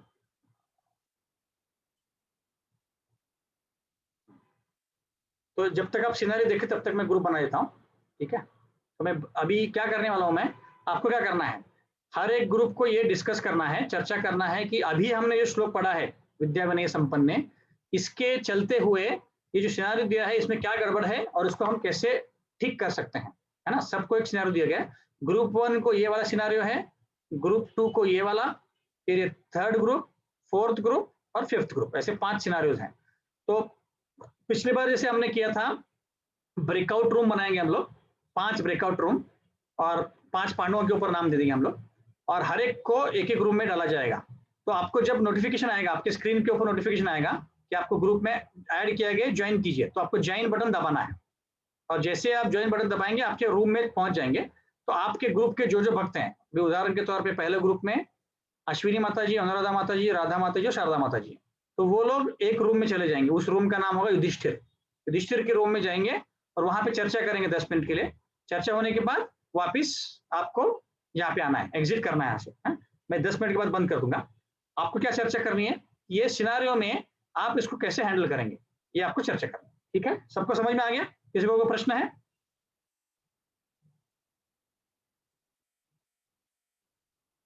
हाँ भी नहीं बोल रहे, ना भी नहीं बोल रहे, पता नहीं। सेकंड का है सांगना थोड़ा। हरे कृष्ण प्रभु जी। हाँ ये और सेकंड वाला हाँ हाँ मैं सारे ही सिनारियो बता देता हूँ, एक मिनट रुक जाइए, एक मिनट मैं रूम्स बना देता हूँ। तो पहला रूम है युधिष्ठिर, दूसरा रूम है भीम, तीसरा है अर्जुन, चौथा है नकुल और 5वां है सहदेव। के रूम्स बना दिए हैं। तो अभी पहला सिनारियो यह है कि आपके घर में जो मौसी आती है, काम वाली मौसी, तो वो 5 साल से है, उसके घर पे जो उसका लड़का है वो हॉस्पिटल में एडमिट है, उसको पैसे की जरूरत है और वो बहुत अच्छे से काम करती है आपके घर पे 5 साल से। तो अगर वो पैसा मांग रही है तो आपको क्या करना चाहिए, ये पहला वाला है। दूसरा, आपके सत्संग में, मतलब जहाँ पे आप भगवद गीता सुनने जाते हो, अभी तो ऑनलाइन है सब कुछ, बट जब नहीं होगा ऑनलाइन तब, तो एक नई माता जी आई हैं, वो बहुत अच्छी भक्त हैं और वो अच्छे कुक भी हैं, पर वो काले कलर की हैं, है ना। तो ग्रुप वाले उसको उनको एक्सेप्ट नहीं कर रहे हैं, ग्रुप वाले उनको क्या क्या बोलेंगे, है ना। और उनको अगर एक्सेप्ट कराना है तो आपको क्या बोलना पड़ेगा। तीसरा है कि आपके ही एरिया में एक माताएं रहती हैं, वो 16 माला करती हैं, रेगुलरली प्रिंसिपल्स फॉलो करती हैं, पर वो गरीब घराने से हैं, और आपके जो मित्र हैं, मैत्रिण हैं, वो ऊंचे घराने से हैं, और वो उनको बिल्कुल उसको चाहते नहीं, तो आप इसको कैसे बदलोगे। चौथे में क्या है कि आपके जो नेबर हैं सत्संग के लिए आते हैं, पर वो कैटेगरी से हैं, रिजर्व कैटेगरी बोलते हैं ना हम लोग, ओबीसी बीसी कैटेगरी से, और बाकी के जो भक्त है उनको वो अच्छे नहीं लगते उनको, मतलब बाकी के बच्चे उनको पसंद नहीं करते हैं, है वो बोलते हैं कि नहीं वो नीचे की कैटेगरी से है। तो इसको आप कैसे हैंडल करोगे आपके अभी के श्लोक के संदर्भ में। 5वां कैटेगरी है कि एक बहुत सीनियर भक्त है, वो ब्राह्मण है खुद जन्म से, और वो ब्राह्मण भक्तों को वो विशेष लक्ष्य ध्यान देती है उनकी तरफ, बाकियों को ध्यान नहीं देती है, उनसे मैत्री करती है ना। तो आप इसको कैसे हैंडल करोगे, ये आपको बताना है, ठीक है। सबको समझ में आ गया? Yes no? यस प्रभु जी। ओके, पाचवं काय आहे प्रभूजी? यस प्रभु जी। प्रभूजी पाचवं काय आहे? पाचवं काय आहे की बेसिकली सिनियर माता जे आहेत, भक्त आहेत, ते जन्मापासून ब्राह्मण आहेत आणि ते बाकीच्या ब्राह्मण भक्तांना हे करतात, फेवर करतात ते, हे अरे हे चांगले आहेत, ते चांगले आहेत, आणि बाकीच्या भक्तांना नाही म्हणत. तर अशा सिच्युएशन मध्ये तुम्ही काय करू शकता आणि कसं पाहिलं पाहिजे सिच्युएशन बेटा, ठीक है? ओके, तो अभी मैं ग्रुप बनाता हूँ. तो युधिष्ठिर में अश्विनी माता जी, अनुराधा माता जी, राधा माता जी और शारदा माता जी, इनको असाइन कर दिया है.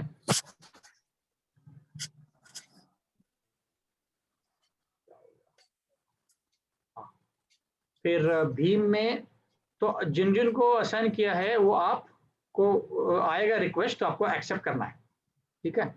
जयश्री माता जी, प्रवीणा माता जी, अच्छा प्रवीणा माता जी ड्रॉप कर दी, पद्मजा माता जी है, फिर प्रमीला, अवधेश माता जी हाँ है, उसके बाद चारी है, कौन? रजनी माता जी, ठीक है, ये दूसरे ग्रुप का हो गया. अभी अर्जुन ग्रुप, तीसरा ग्रुप, हर्षा माता जी, कल्पना माता जी, स्मिता माता जी और फिर गोपाली कवड़े माता जी, हाँ इनको भी असाइन कर दिया है. नकुल में माधवी माता जी, फिर वनीता माता जी, सोनल बिराजदार माता जी, सुदेश कोयल प्रभु, इनको असाइन कर दिया है. अभी लास्ट के ग्रुप में सोनाली माता जी, मालती माता जी, शीतल माता जी, चौरासिया फैमिली, रंजन जैना. अच्छा, चौथे ग्रुप में उषा माता जी रहेगी, ठीक है, इनको असाइन कर दिया, ठीक है? तो आपको रिक्वेस्ट आएगा, आप वो रिक्वेस्ट को एक्सेप्ट कर लीजिए, आप उधर रूम में पहुंच जाएंगे. यस, समझ में आ गया सबको? यस प्रभु जी। हाँ, यस प्रभु जी। ओके, सबको रिक्वेस्ट आ रहा है? अभी आता रहेगा, देखिए. हाँ, आ रहा है ज्वाइन। शीतल माता जी कोई हेल्प करेगा? शीतल माता जी कुछ पूछ रही है.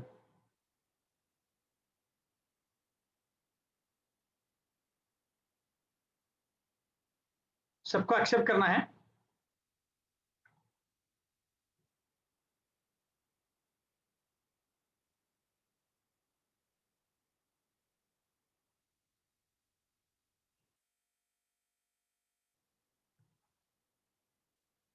हरे कृष्णा, सबको रिक्वेस्ट आ रहा है?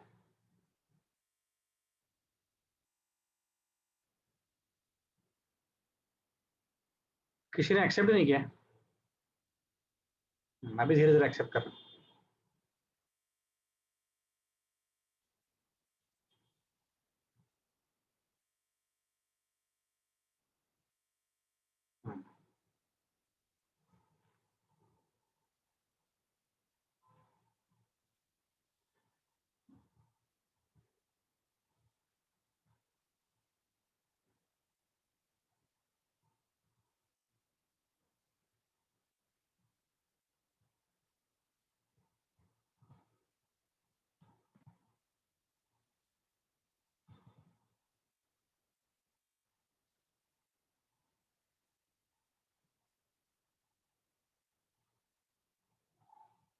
सोचना चाहिए कि आप सभी को आपका सिग्नल याद है ना? यस ओके, एक नहीं है प्रभू जी, चैट विंडो में टाइप कर देता हूँ. हाँ, राधा राम. टाइप किया तो आपको दिखेगा सबको, ठीक है? ओके। ओके, हरे कृष्णा. हरे कृष्णा।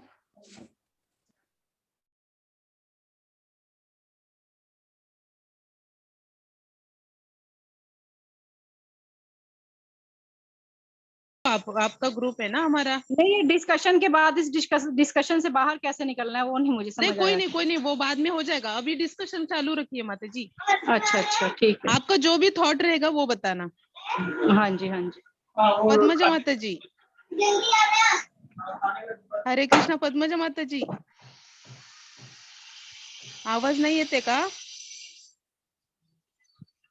हरे कृष्णा. हरे कृष्णा प्रभु जी, आप म्यूट हो प्रभू जी, आप आवाज नहीं आ हा रही. त्यांना फोन करून सांगा की त्यांचा आवाज येत नाही म्हणून. हा अच्छा, ओके. आप सबको सिनेरियो पता है ना, मैंने चैट विंडो में टाइप किया अब है, अगर आपको याद नहीं प्रभु जी तो, हाँ? लास्ट का मुझे वो समझ में नहीं आया, उनको कैसे समझाना है, मतलब जो भी सत्संग में आते हैं उनको समझाना है कि वो मतलब समझाना है कि ये काले हैं फिर भी उनको उनकी अच्छी क्वालिटीज बतानी है, वही है ना?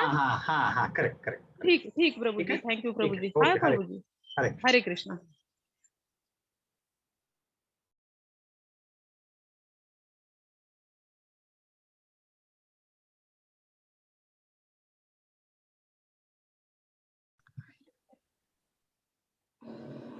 ठीक है. हाँ नहीं मतलब हम लोग इतना ही बता सकते हैं ना, ये आध्यात्मिक देखिए आंतरिक मन और बाह्य मन, ये दोनों अलग अलग है ना. हाँ तो इससे ही बोल देंगे ना हम लोग, क्योंकि नहीं माता जी, यहाँ पे मन की बात नहीं हो रही है, यहाँ पे नहीं सीधी नहीं सरल भाषा है मतलब कि हाँ नहीं वो मतलब अमीर गरीब का फर्क कर रहे हैं, तो वो हमारी भौतिक स्थिति के ऊपर कर रहे हैं. हाँ नहीं आध्यात्मिक नहीं कोई भौतिक अमीर गरीब नहीं नहीं. नहीं, लेकिन अध्यात्म में तो ये दोनों का कोई वैल्यू नहीं ना, हाँ ये ना गरीब का ना कोई श्रीमंत का. हाँ इसमें तो खाली भक्त क्या कर रहा है वही हाँ, देखा जाएगा ना. तो उस तरह से आप प्रेजेंट कर देना, और थोड़ा वो श्लोक का आपके पास बुक होगी हाथ में भगवत गीता, तो वो उसका reference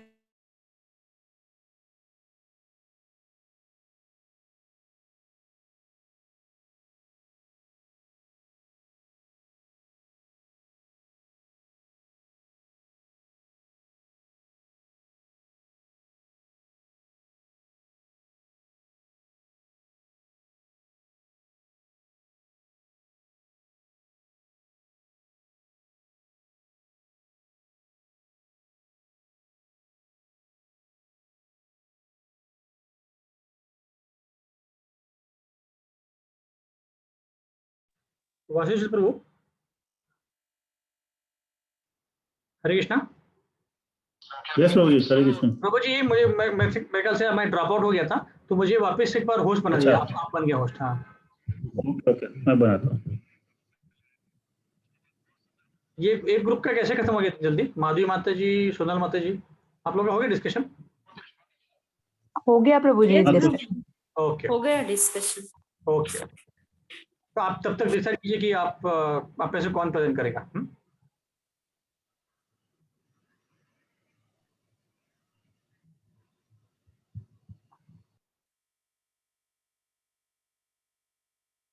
हम मतलब कि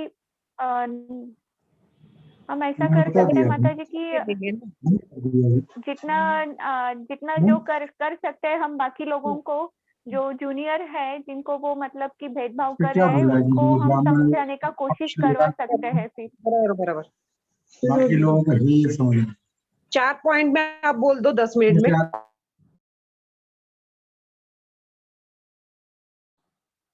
वशिष्ठ प्रभु वापस वही हुआ. हरे कृष्णा.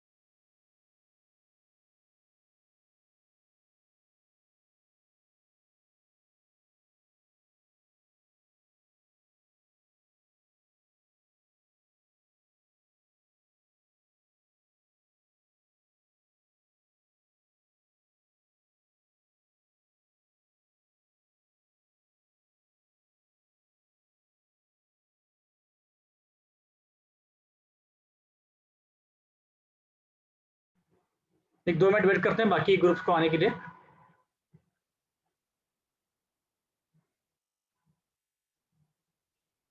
तो 2 ग्रुप्स का हो गया ना मेरे ख्याल से, अश्विनी माता जी ग्रुप का और माधवी माता जी ग्रुप का।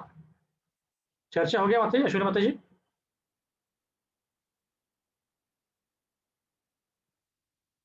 हाँ यस प्रभु जी, थोड़ी बहुत ओके ओके जितना समझ में आया उतना।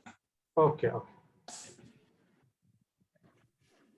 प्रभु जी, ये माधवी माता जी का क्वेश्चन था अभी जब आप नहीं थे कि ये रिसाइटेशन जो करना है नेक्स्ट संडे क्लास में करना है? नेक्स्ट संडे में करना है, यस। ओके, एंड तो फिर उसका अनाउंसमेंट हम कल तक परसों तक करेंगे? ग्रुप पे करेंगे उनको इससे हाँ वही ग्रुप पे करेंगे हम लोग, राइट। ठीक है। हाँ वो मतलब 5 out of that. Okay yes. हाँ दरवाजा दोनों दरवाजे लाऊंगी। प्रभु जी ये इनको कुछ हेल्प चाहिए, मैं आपको एक बार ना ये बनाया को-होस्ट बना देता हूँ, क्योंकि हर्षा माता जी से कुछ मैसेज आया कि उनको ये करना है। हाँ को-होस्ट बना दिया, ठीक है। मेरे ख्याल से भी बंद कर देता हूँ सारे को। हाँ सब आई गए। एक्चुअली प्रभु जी को-होस्ट से नहीं होता है, होस्ट से ही होता है वो। हाँ क्या आपको नहीं दिख रहा है क्या? हाँ हाँ नहीं, जब मैं होस्ट बना था तब मेरे को दिख रहे थे सारे ग्रुप। अच्छा, और होस्ट एक ही हो सकता है, दो नहीं हो सकता, ऐसे ही है। हाँ right. Assign to tag option हो गया, एक्चुअली 5:40 हो गया प्रभु जी, वैसे भी हम बंद करना चाहिए। हाँ बंद करना चाहिए, थोड़ा लेट हो गया। प्रभु जी वो अभी जो डिस्कशन का किया था ना आपने, हाँ तो उसमें एक क्या मैं एक रिक्वेस्ट कर सकती हूँ? हाँ बोलिए ना। प्रभु जी जो भी टॉपिक दिया आपने, तो डिस्कशन में जितना टाइम दे रहे हो आप, किसी कौन से ग्रुप का पहला हो गया डिस्कशन तो उसको चांस पहले मिलना चाहिए, क्योंकि बाकी लोग भी वेट करते हैं ना। यस ठीक है, आपको पहले चांस देंगे। It should be like a competition प्रभु जी, स्पिरिचुअल कंपटीशन का माहौल होना चाहिए। यस माता जी, श्योर। ओके, अभी बाकी सब ज्वाइन कर रहे हैं, तो उसके बाद फिर चालू करेंगे।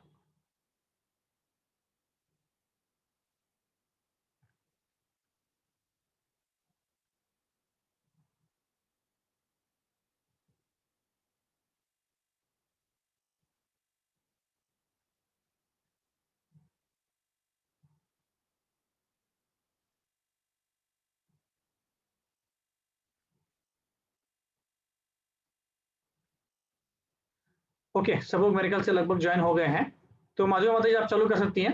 आपके पास 2 मिनट हैं, 2 मिनट में आपको एक्सप्लेन करना है सिनेरियो क्या है और आपका सोल्यूशन क्या है, ठीक है? चालू कीजिए। प्रभु जी मेरा 4th ग्रुप है प्रभु जी। आप ही नहीं बोला ना कि आपको पहले चाहिए था, क्योंकि आपका पहला हो गया।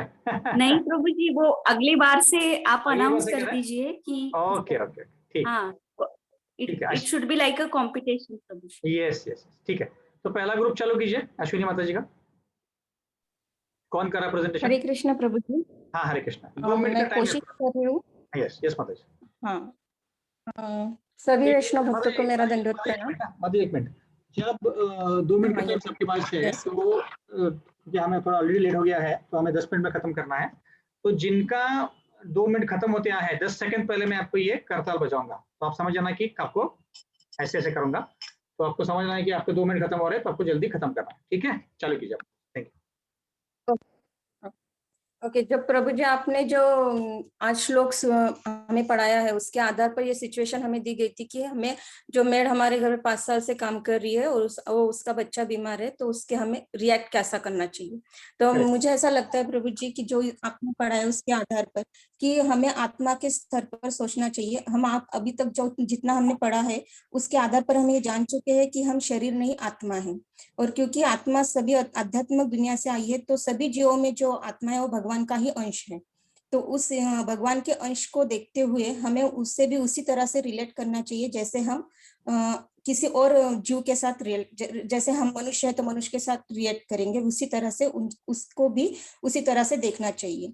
ये नहीं सोचना चाहिए कि वो किस स्तर पर है, और हमें ऐसे इसलिए हमें पूरी तरह से उसकी हेल्प करना चाहिए, जैसे भी हेल्प करे, मतलब जैसे भी हमसे हो सकती है, क्योंकि हमारे पास इतनी कैपेसिटी है कि हम उसकी हेल्प कर सकते हैं। इसलिए हमें जितना हो सकता है उतना उसको हेल्प करना चाहिए, और ये नहीं सोचना चाहिए कि वो किस स्तर पर है, नीचे के स्तर पर है, ऊपर के स्तर पर है। अभी तो ये जो उदाहरण दिया गया वो मेड का है, इसलिए हम मनुष्य को हेल्प कर सकते हैं, लेकिन अगर यही किसी प्राणी या जीव के आधार पर हुआ तो उसको भी हमें उसी तरह से हेल्प करनी चाहिए। ये नहीं सोचना चाहिए कि वो किस शरीर में है, ये सोचना चाहिए कि उसमें जो आत्मा है वो भी भगवान का ही अंश है। तो इस तरह से हमें उसकी पूरी तरह से हेल्प करनी चाहिए, इमोशनली, फिजिकली और फाइनेंशियली, जैसे भी हम कर सकते हैं। Okay, thank you Prabhu. Thank you माता जी। ओके, दूसरा ग्रुप चालू कर सकते। दूसरा ग्रुप है जयश्री माता जी, पद्मा जी माता जी वाला। तो आप में से कौन पसंद कर रहा है? जयश्री माता जी, प्रभु जी मैं। हाँ, रजनी माता जी कर सकती हैं आप प्लीज। मैं प्रभु जी। हाँ, तो आपके पास दो प्रभु जी मिनट है। जैसे ये एक 2 मिनट जैसे 2 मिनट है, और आपको मैं ये बजाऊंगा अगर 2 मिनट खत्म हो रहा है तो। हाँ ठीक है, चलो कीजिए प्लीज। हाँ जी हाँ जी। एक तो जैसे कि वो अगर डार्क कॉम्प्लेक्शन है तो उसमें ये है कि अगर हम सत्संग में जा रहे हैं, सबसे पहले तो हमें ये सीखना है कि हमें समदर्शिता से रहना है। और जैसे हर एक इंसान को जो भी शरीर मिला है वो उसके प्रारब्ध के हिसाब से मिला है कि ये इसकी जगह हम भी हो सकते थे, इसकी जगह तो हमें ये सोचना है कि हम होते तो क्या होता। तो हम भी चाहते कि हमारे साथ दूसरे लोग अच्छा व्यवहार करें। दूसरा, अगर हम दूसरों से भी बात करेंगे कि नहीं वो तो बहुत अच्छे हैं, उनकी कुकिंग भी अच्छी है, हम ये कह सकते हैं कि वो प्रसाद बना के लाएं, तो फिर एक तरह से ग्रुप के बाकी मेंबर्स के मन में उनके लिए बन जाएगा कि हाँ वो अच्छा सा कुक करके प्रसाद बना के लाएंगे। बाकी मेंबर्स भी सोचेंगे नहीं इनके अंदर ये क्वालिटीज हैं। हम खुद उनसे अच्छे से बात करें। सबसे पहले तो हमारी ड्यूटी है कि और चाहे कोई करे ना करे, हम अच्छे से उनसे बात करेंगे। फिर हम जब हम उनसे अच्छे से बात करेंगे, हम बाकी लोगों से भी अच्छे से बात करेंगे। फिर बाकी लोग देखेंगे कि एक बीच में कोऑर्डिनेशन बनाएंगे कि हाँ जी इनके अंदर तो ये क्वालिटी है, आप देखो इनके अंदर ये, मतलब हम उनकी बातें उन दूसरे लोगों को भी बताएंगे। फिर उनको लगेगा कि ये भी अच्छे से व्यवहार कर रहे हैं, फिर उनको उनकी बातें भी पता चलेंगी, तो वो खुद उनसे अच्छे से व्यवहार करेंगे। फिर हम उनसे कुछ कहेंगे कि आप कुछ बना के लाइए, फिर जैसे प्रसाद के रूप में उसको दीजिए। तो धीरे धीरे करके इस तरह से मुझे लगता है कि अच्छी सी जगह बन जाएगी। और हम कुछ आध्यात्मिक दर्शन से भी उनको बता सकते हैं कि नहीं ऐसा होना तो ऐसा चाहिए, तो आप इस तरह से देखिए। बाकी मेंबर से भी बात कर सकते हैं। वैसे तो अच्छे व्यवहार से ही काफी चीजें खुद सॉर्ट आउट हो जाएंगी, मुझे ऐसा लगता है। Very good. माता जी ने एक बहुत सही पॉइंट बताया कि खुद के व्यवहार से हमको दिखाना है। जितना हम दर्शन दिखाएंगे, जितना हम करेंगे वो भी है ही, बट खुद के व्यवहार से करना चाहिए कि उनकी अच्छे गुण बताना चाहिए और उनके बारे में अच्छा अच्छा बोलना चाहिए, जो भी है ना, उससे हम अच्छे से व्यवहार कर सकते हैं। ठीक है, थैंक यू माता जी, वेरी गुड। ग्रुप हर्षा माता जी, कल्पना माता जी, स्मिता माता जी, रूपाली माता जी, कौन कर रहा है प्रेजेंट? हाँ, हरे कृष्ण माता प्रभु जी, हरे कृष्ण। रूपाली माता जी बोला। एक्चुअली विद्या विनय संपन्ने ब्राह्मणे गव्यस्तिनि शुनि चैव श्वापके च पंडिता समदर्शिनी। इस श्लोक में ही ऐसा सब ऐड किया है कि जैसे कृष्ण भावनाविद मनुष्य जाति या योनि में भेद नहीं करता। सामाजिक दृष्टिया ब्राह्मण चांडाल सभी योनि में सेम है। जैसे हाथी गाय हाथी ये भिन्न दिखते हैं लेकिन सब सेम ही है, समदर्शी है। विद्वान पंडित जैसे शारीरिक भेद करना निरर्थक है। भगवंत परमात्मा विस्तारित रूप द्वारा हृदय में स्थित है अपने। जैसे भगवान प्रत्येक पे दया करता है, प्राणी मात्रा से मित्रत्व से व्यवहार करता है। जीव बाह्य स्थिति विचार नहीं करता, परमात्मा रूप से ही प्राणी मात्रा में वास करता है। ब्राह्मण शरीर और चांडाल के शरीर जैसे सेम नहीं रहते, फिर भी ब्राह्मण और चांडाल तो दोनों में भगवंत और परमात्मा सेम ही रहता है। वैसे ही जैसे उदाहरण दिया था आपने कि वो डिओटी का कि वो गरीब है और बाकी श्रीमंत, तो उसे कैसे करेंगे ट्रीट। तो उसके लिए हम शरीर नहीं देखेंगे, उसके डिवोशनल कैटेगरी देखेंगे। और परमात्मा सब में वास करता है ये सबको दिखाएंगे। जैसे स्मिता माता जी ने बताया कि उसको ही हम एज ए डिवोटी लीडर बना देंगे, जैसे माला के यहाँ पे, तो सबके लिए वो एक उदाहरण हो जाएगा। तो वो भी कर सकते हैं। और सबके शरीर में परमात्मा वास करता है, ये समदृष्टि से देख के हमें उसे भी सेम एंगल से देखना चाहिए। परमात्मा कम ज्यादा या किसी के यहाँ पे कम है वहां पे ज्यादा है ऐसा नहीं रहता, सब में सेम ही रहता है। उसे देखने का एंगल हमारा अलग सा रहना चाहिए, सब में समदृष्टि देखनी चाहिए। कृष्ण भावनाविद मनुष्य को पूर्ण ज्ञान जिसे रहता है वो समदृष्टि से देखता है। परमात्मा सबके शरीर में सेम है, भेद नहीं करता, वो सेम करता है। थैंक यू माता जी, बहुत अच्छे से आपके ग्रुप ने अच्छे से एनालिसिस किया है। चौथा ग्रुप, थैंक यू। चौथा ग्रुप किसका है? माधवी माता जी, कौन कर रहा है? हरे कृष्णा प्रभु जी। हाँ, मेरे पास 3-4 पॉइंट है। पहला पॉइंट तो ये है तो आज जो आपने लिया विद्या विनय संपन्न, एक तो हमें एनिमल्स में भी डिफरेंस नहीं देखना है, ये तो बात किसी ह्यूमन बीइंग की है। और एक जो आपने आई थिंक 4th चैप्टर में लिया था, कृष्णा बोल रहे हैं वहां पर कि चातुर्वर्ण मया सृष्ट गुण कर्म विभागश, गुण और कर्म के विभाजन पर ये काम होता है, ना तो जन के ऊपर। और शिला प्रभुपाद शूद्र की व्याख्या ये देते हैं कि शूद्र वो है जो अपना मतलब सत्संग में आ ही नहीं सकता प्रभु जी, जिसको कि दिव्य ज्ञान का मतलब भेद ही नहीं मालूम है, वो शूद्र है। पॉइंट है, मेरा पर्सनल एक्सपीरियंस है। बिफोर 2 years बैक, लॉकडाउन के बिफोर, हम हमारे हॉस्पिटल में 2nd फ्लोर पे हम सत्संग की अरेंजमेंट करते थे एवरी थर्सडे। तो प्रभु जी एक दिन ऐसा हुआ कि वहां पर हरे कृष्ण प्रभु जी, मेरा आवाज आ रहा है? यस आ रहा है, कंटिन्यू कीजिए। हाँ, तो प्रभु जी वहां पर एक ऐसा हुआ कि एक अचानक से मैं मतलब मेरे जो फ्रेंड सर्कल है हमारे जो डॉक्टर्स, उनको मैं फोन करके बुलाती थी सत्संग पे, तो वो एंड टाइम पे नहीं आते थे। मुझे ऐसे फोन पे बोलते थे कि मैं आऊंगी, लेकिन वो नहीं आते थे। और उस दिन अचानक से एक कोई पेशेंट आया था प्रभु जी, और मुझे अच्छे से याद है कि वो लो कास्ट की मतलब औरत थी। वो हमारे सत्संग का आवाज सुनकर ही ऊपर आई थी 2nd फ्लोर पे, नीचे ग्राउंड फ्लोर पे हमारा हॉस्पिटल है। तो हमें बिलीव भी नहीं हुआ कि वो उन्होंने इतने अच्छे से सत्संग उनका रिप्रेजेंट किया कि हमें बिलीव ही नहीं लगा कि वो कर सकती है। और एक पर्सनल एक्सपीरियंस है कि ड्यूरिंग द टाइम ऑफ सत्संग सबकी मेंटालिटी इतनी पवित्र हो जाती है वहां पर, तो कोई भेद ही नहीं रह सकता वहां पर, कोई कास्ट क्या है या इवन मेल फीमेल का भी भेद नहीं रहता है वहां पर। मतलब वो माहौल ही इतना अच्छा बन जाता है कि we are under the headline of spiritual super personality of godhead. उनके अंडर में जो कुछ कोई भी आएगा सत्संग में तो वो पवित्र ही बन जाना है प्रभु जी, कोई भी है तो, मुझे ऐसा लगता है। Thank you, very good. Okay, last group, Sonali माता जी, मालती माता जी, शीतल माता जी, आप में से कौन प्रेजेंट करना चाहेगा? हरे कृष्ण प्रभु जी। हरे कृष्ण, प्रणाम। हाँ, आपने सिचुएशन दिया था कि एक ब्राह्मण सीनियर डिवोटी है, वो अपने मतलब जो ब्राह्मण कास्ट के डिवोटीज है उनको ही फेवर कर रहे हैं, बाकी लोगों को नहीं। तो इसमें एक तो मतलब 2-3 कंडीशन दी है। एक तो वो मतलब सीनियर डिवोटी है प्रभु जी, तो हम मतलब कि सीनियरिटी देख के हम उनको डायरेक्टली कुछ बोल नहीं सकते हैं। उसके लिए हमको बड़ों की अथॉरिटी, उनसे जो बड़े हैं उनकी हेल्प लेनी पड़ेगी। और प्रभु जी मुझे ऐसा लगता है कि अगर वो डिवोटी है, ब्राह्मण है, तो ब्राह्मण किसको बोलते हैं कि ब्रह्म जानेति इति ब्राह्मण, तो फिर वो भेदभाव नहीं करेंगे। अगर वो सही में कृष्ण भावनामृत है तो फिर वो भेदभाव नहीं करेंगे, क्योंकि 4.13 में बोला ही गया है कि चातुर्वर्ण मया सृष्टम। उसमें जन्म से कोई मतलब ये नहीं होता है, ब्राह्मण या फिर क्षत्रिय नहीं होता है। स्वयं भगवान ने कहा है कि अगर आपने वो एबिलिटी है ब्राह्मण बनने की, वो गुरु डिसाइड करेंगे।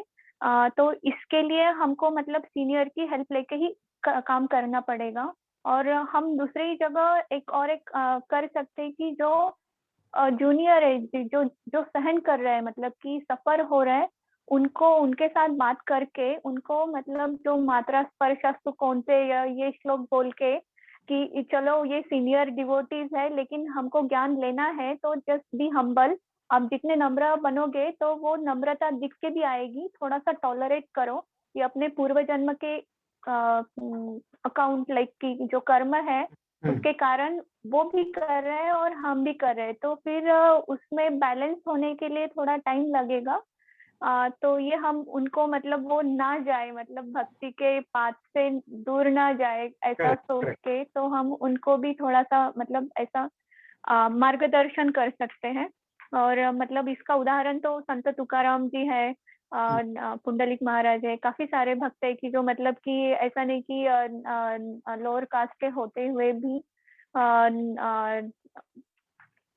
बहुत बड़े डिवोटी हैं, और सबके अंदर तो मतलब जीवात्मा के साथ परमात्मा विराजमान है, तो सबको इक्वली हक है कि भगवान के बारे में ज्ञान लेने का। यस, बस प्रभु जी इतना ही। Thank you.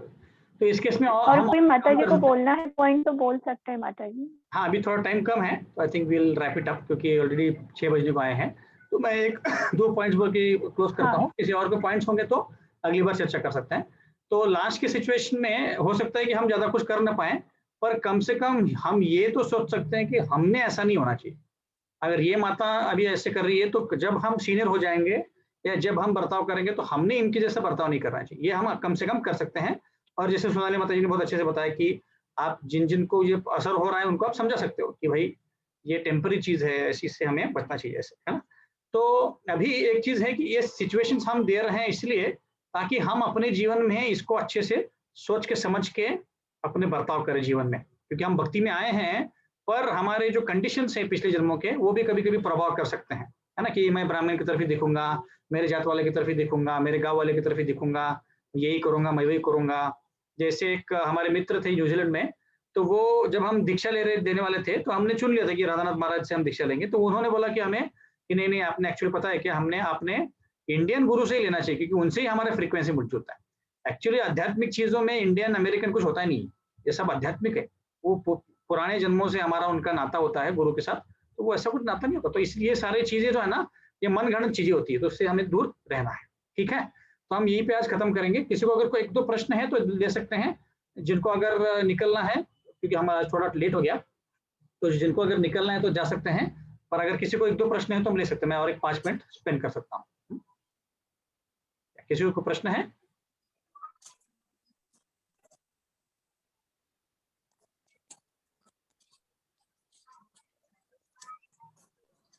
हरे कृष्णा प्रभु जी। यस माता जी।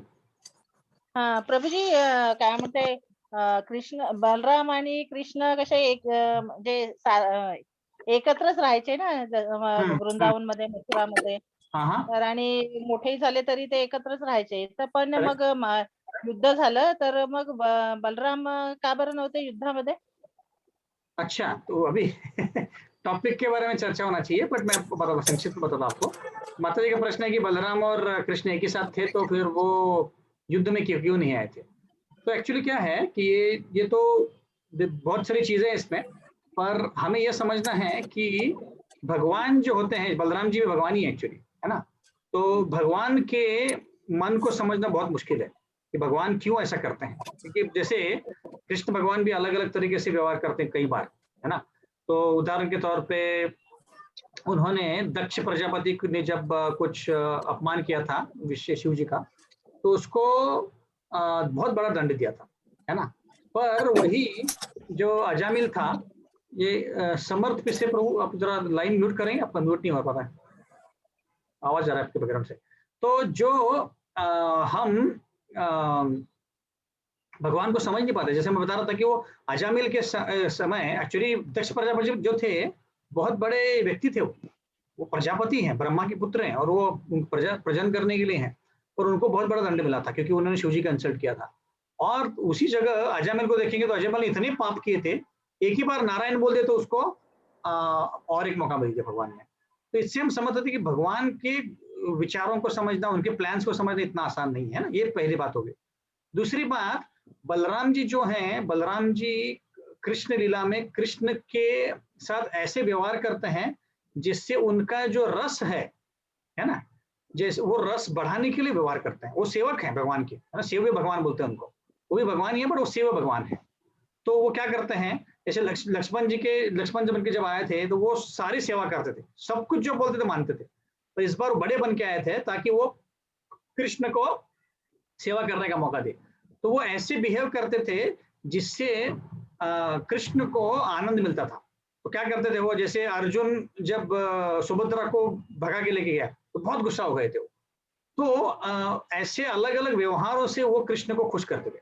अगर हमेशा ही कोई आपका भाई है, हमेशा आपको हाँ हाँ बोलता रहेगा तो इतना टेस्ट नहीं उसमें, पर अगर कभी कोई आपको अपोज करेगा, झगड़ा करेगा, तो टेस्ट आएगा, है ना? तो वो एक रीजन था। दूसरा रीजन ये था कि अगर बलराम जी को कौरव बहुत प्यारे थे, क्योंकि दुर्योधन को उन्होंने ट्रेनिंग दिया था, तो इसके लिए वो कौरव उनको प्यारे थे, और उसके कारण फिर वो कौरवों के विरुद्ध लड़ना नहीं चाहते थे। तो आप बोलेंगे कि फिर भाई क्यों कौरव इतने गंदे थे, उनके साइड क्यों थे? तो वापिस भगवान की मर्जी। भगवान तो समदर्शी है, भगवान को कुछ फर्क नहीं पड़ता कि अच्छा कौन है बुरा है कौन है, और वो मैच करने के लिए कि कृष्ण एक साइड है और बलराम जी एक साइड है, बलराम जी दूसरे साइड चले गए। तो ऐसे बलराम जी का भी जो उनके अलग अलग किसका आवाज आ रहा है बैकग्राउंड से, म्यूट कर सकते हैं प्लीज। तो उसको समझना बहुत मुश्किल है, ऐसे शास्त्रों में एक श्लोक आता है कि वैष्णवर क्रिया मुद्रा विज्ञान बुझाए। मतलब क्या कि जो बड़े बड़े वैष्णव होते हैं उनकी भी कार्य समझना बहुत मुश्किल है। तो भगवान के तो कार्य समझना, भगवान की जो मनस्थिति है वो समझना तो बहुत ही मुश्किल है। पर ये 2-3 कारणों के कारण बलराम जी को युद्ध नहीं करना था। उन्होंने बोला कि नहीं, मैं कृष्ण के अपोजिट में तो युद्ध कर ही नहीं सकता हूँ, कि कृष्ण तो मेरे मूल स्वरूप में वो मेरे भगवान है और दुर्योधन मेरा शिष्य है, तो उसके अपोजिट में तो मैं युद्ध नहीं कर सकता हूँ, इससे अच्छा मैं युद्ध नहीं करूंगा। ऐसे करके उन्होंने छोड़ दिया। ठीक है माता जी, संक्षिप्त में मैंने उत्तर दिया है, और भी कई सारे कारण हैं, पर अभी विषय नहीं है इसलिए मैंने संक्षिप्त में उत्तर दिया। ठीक है माता जी, और कोई प्रश्न है किसी को?